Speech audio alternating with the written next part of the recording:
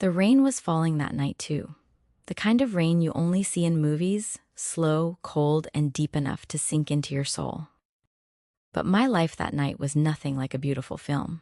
That was the night I realized that some mansions shine brightly on the outside while rotting from within, and some people the world calls insane are actually the most broken human beings of all. My name is Ayat, and this is the story of the mansion where I got married, and where my life was buried. I lived in a small village where silence spread through the streets as soon as evening arrived. Muddy lanes, cracked walls, and the same old pain of poverty inside every house.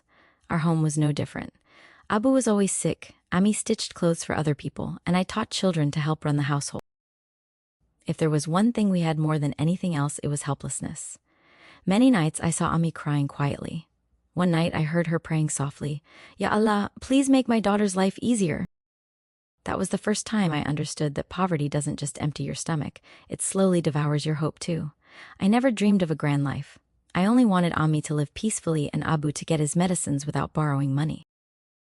But fate had written something else for me. One afternoon, 4 luxurious cars entered our village. The entire village came outside to watch. When those cars stopped in front of our house, I thought someone had simply lost their way. But the people who stepped out looked no less than royalty. Expensive clothes, gleaming white cars, and strange authority on their faces. Among them was a woman whose eyes felt as if they could see straight through a person's soul. She looked at me and quietly asked, "Is this a girl?" Then she smiled and said, "She's very innocent," but there was something frightening hidden inside that smile. That same evening, we found out they belonged to one of the wealthiest families in the city, and they had come with a marriage proposal for me. The boy's name was Rehan. I had only seen his photograph, deep eyes, a faint smile, and an odd sadness on his face.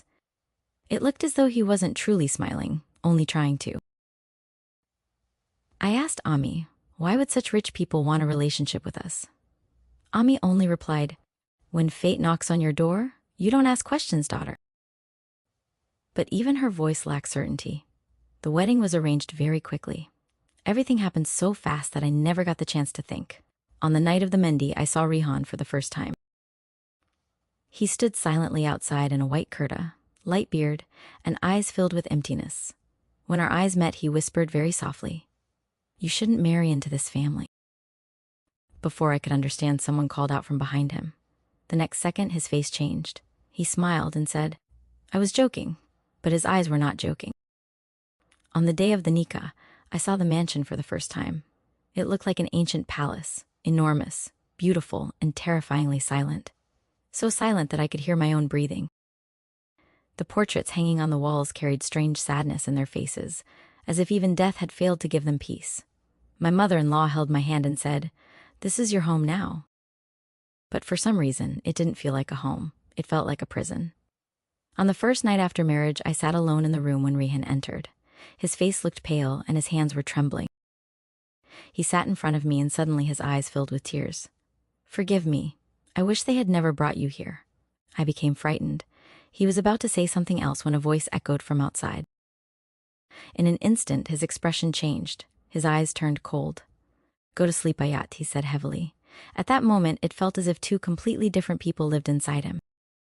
After the wedding, the strange rules of the mansion slowly revealed themselves. Going to the upper floor was forbidden. Entering the old library alone was forbidden. Leaving the room after midnight was forbidden. Whenever I asked why, everyone fell silent. Only my mother-in-law would say, "Some questions are better left unanswered." Sometimes Rehan spoke with incredible tenderness, like a wounded child trapped inside a grown man. But many times he disappeared for hours and returned with scratches on his hands. One night I asked, "How did you get hurt?" He smiled faintly and replied, "I stopped myself." There was a fear in his eyes I had never seen before. Slowly, the mansion itself began to terrify me. At night, I heard footsteps in the corridors, sometimes a woman crying, sometimes objects crashing upstairs. But every morning, everyone dismissed it. It's all in your imagination. One night, I woke up and realized Rehan wasn't in the room. Rain poured outside. I walked through the dark corridors of the mansion and reached the courtyard below. Rehan stood there talking to someone, even though nobody else was present.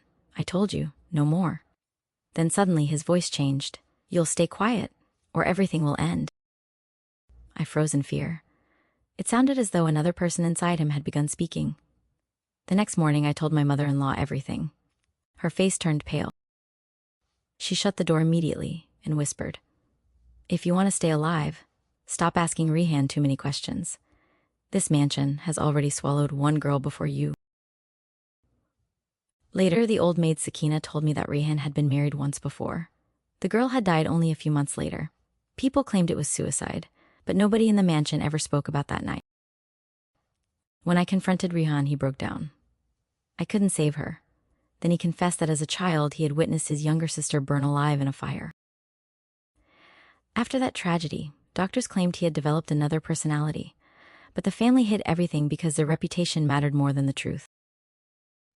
Slowly, my fear of him faded, and in its place came sorrow.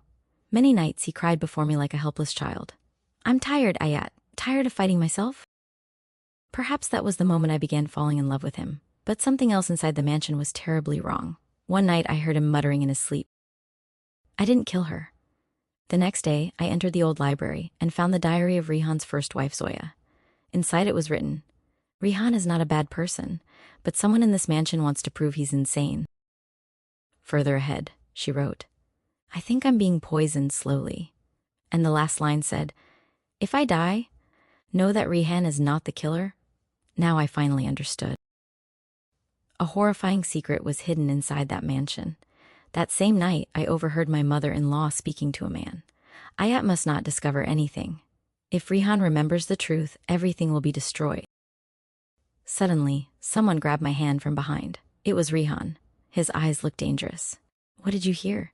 Then suddenly he screamed in agony, "Don't make me remember." That night, he finally told me the truth. The fire in the mansion had never been an accident. His mother herself had started it for wealth because the family property was about to be transferred to his younger sister's name. Zoya was poisoned because she had learned the truth, and Rehan had been declared mentally unstable so that even if he ever spoke the truth, nobody would believe him. The next morning, my mother-in-law entered my room and calmly said, "Zoya used to ask questions just like you." My hands trembled. "You killed her?" Without even a trace of shame, she smiled. Some people become sacrifices to protect a family. That night, I begged Rehan to run away with me, but he was completely broken. "No one will believe me, Ayat. They turned me into a madman." Then he handed me evidence, medical reports, Zoya's diary, and documents connected to the fire in the mansion. But that same night, a scream echoed through the halls. We rushed downstairs and found my mother-in-law lying on the floor.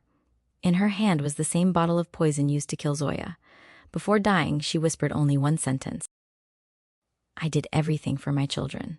And then she stopped breathing forever. A few days later, the police closed the case. For the first time, the world saw Rehan not as a madman, but as a victim. The mansion became empty. Only Rehan and I remained there. One night, while sitting on the rooftop, he asked me quietly, "If I had met you earlier, would you still have loved me?"